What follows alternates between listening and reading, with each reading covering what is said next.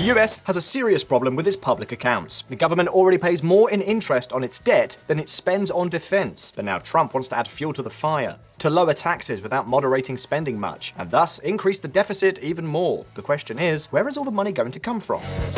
Trump stuns Washington with push to repeal debt ceiling. The debt ceiling serves absolutely no purpose. The idea, as the name suggests, is to put a legal limit on how much the country can get into debt. But the devil is in the details. The same people who decide to put the ceiling on the debt are the ones who can then decide to raise it if they feel like it. It's like that friend who buys chocolate donuts while on a diet but promises to keep them in a locked drawer. But of course, as long as he or she still has the key, we all know what's going to happen to the donuts. But wait a moment. Trump is perfectly aware of the problem, and to mitigate the debt, he has a strategy. We're talking about tariffs. But take note, not only tariffs on China, as we already saw in his first term, but a universal tariff of between 10 and 20% for almost all countries. What does this mean? So when an American buys foreign products, he or she will have to assume an extra cost. In reality, tariffs are just another tax, and in fact, such a tariff would be one of the largest tax increases in US history. But today we aren't here to talk about tariffs. In fact, we may not have to talk about them any other day either. The reason? Well, there is an alternative to tariffs that is gaining traction among Republican politicians, the DBCFT.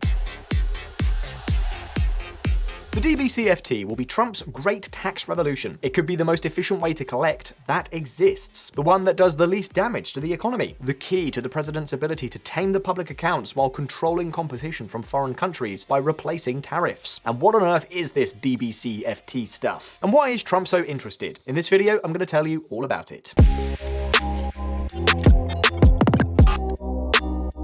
DBCFT, or Destination-Based Cash Flow Tax, is best understood with three main points. The first is that it is a tax on corporate cash flows, that is, income minus expenses. And if we count savings and investment as a kind of expense, then we're taxing consumption. In other words, as if it were a VAT on companies. The second point is that this tax immediately deducts all the productive expenditure you make in the form of investment. And the third is that exports, despite being income, are completely free of this tax. In other words, the DBCFT encourages companies to export. The question is, why is this tax so much better than most alternatives?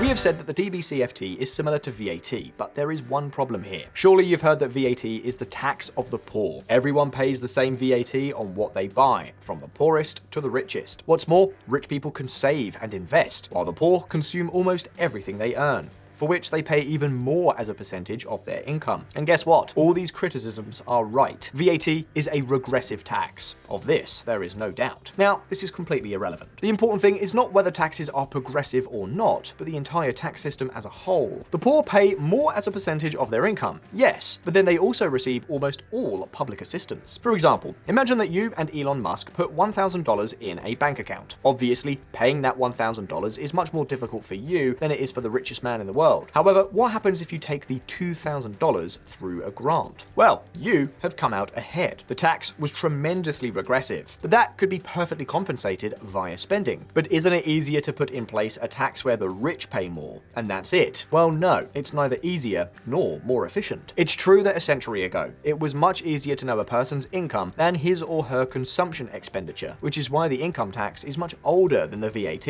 And for this same reason, the first taxes were divided into two types. Some where everyone paid exactly the same, and others that were calculated depending on how big your house was, or how many windows or chimneys it had. The consequences of this you can already imagine. All the rich people making houses with few windows, but that's a topic for another video. These days, however, the opposite is true. Charging a consumption tax is very, very straightforward, especially if we pay by credit card. But what about income? A person can have many sources of income, and a monthly salary is not the same as, I don't know, a one-off sale you've made on eBay. But simplicity is not the only reason.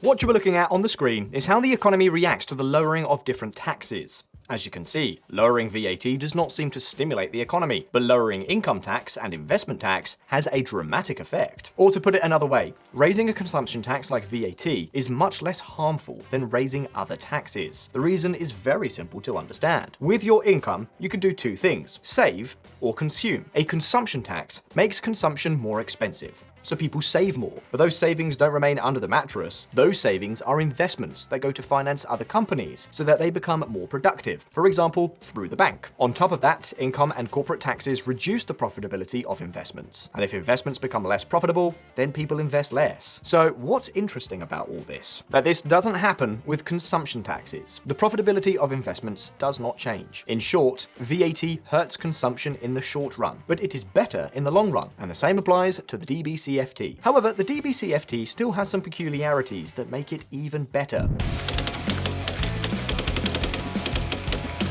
Earlier, we said that the idea was to tax income minus expenses, taking into account that investment is a type of expense. Now, for tax law purposes, not all investment is equal. Think of a factory that wants to expand its production by investing in a machine that costs $800,000. In theory, when you declare your profits, you will simply have to add up your income and subtract the $800,000 from the machine. Or at least that would be the most intuitive thing to do. In practice, the factory cannot account for all this money as an expense all at once, but has to spread the cost over several years. For what reason? Well, because the tax authorities understand that since the useful life of a machine lasts for years, the cost must be spread over its time of use. This is known as the depreciation period. So what's the problem? Money is not worth the same today as it will be in 5 years. There is inflation, and that means that if you do not compute the full cost today, then when 5 years have passed, you will not have been able to subtract the full value of the investment from your income. Or to put it another way, it's as if you were declaring fewer costs than you actually incurred, and therefore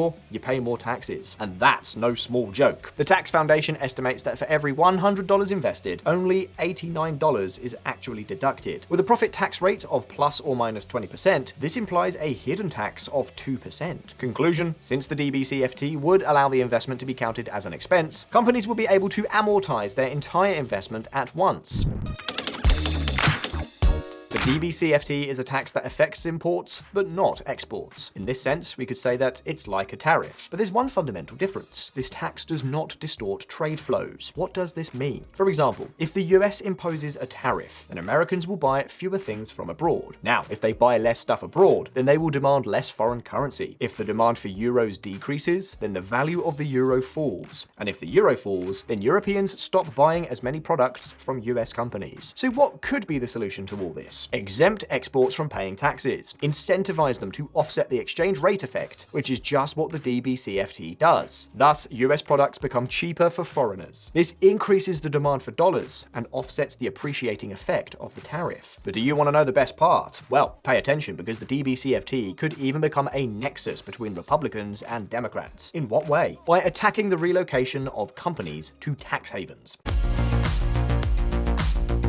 Many companies move their headquarters to some tax havens and pay less taxes, although in reality, their real production is in the United States. Without going any further, take the case of Ireland. Apple, Google, Microsoft, Facebook. Most of the big tech companies have a huge presence in this country. How much of this presence is due to tax evasion and how much to actual production? Well, we don't know. Fortunately, this tax solves all these problems at the root. Do you sell your products in the USA? Whether you are a local or a foreign producer, you're going to pay a tax. The DBCFT makes companies pay taxes based on where they sell their products, not where they are headquartered. For instance, if Apple sells a mobile phone in the US but manufactures it outside the US, when bringing it to the US to sell it, it will have to be counted as an import and therefore pay the DBCFT. And is this as wonderful as it seems? Well, let's not go too fast either. Sometimes companies use tax havens to save taxes, invest more, and become more productive. And that benefits us all in the long run, especially the countries where they have installed their production, particularly in countries with high tax burdens. And yes, I know this sounds like neoliberal bullshit to many of you, but there are studies on the subject. A few years ago, the USA abolished Section 936 of its tax code. Without going into details, this meant that Puerto Rico was no longer a tax haven for American companies. For practical purposes, this was like increasing the corporate tax on these companies by 4%.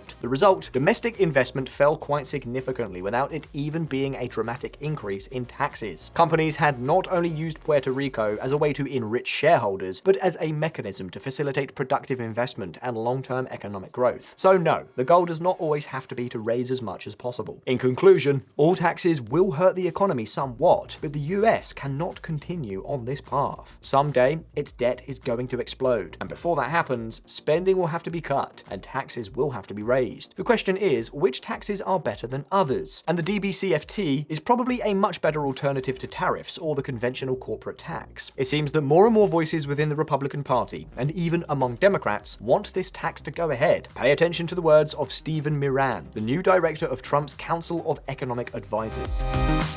Converting the corporate income tax to a destination-based cash flow tax with border adjustments and labor deductions, as House Republicans proposed in 2016 prior to the evolution of TCJA, would be a step in the right direction.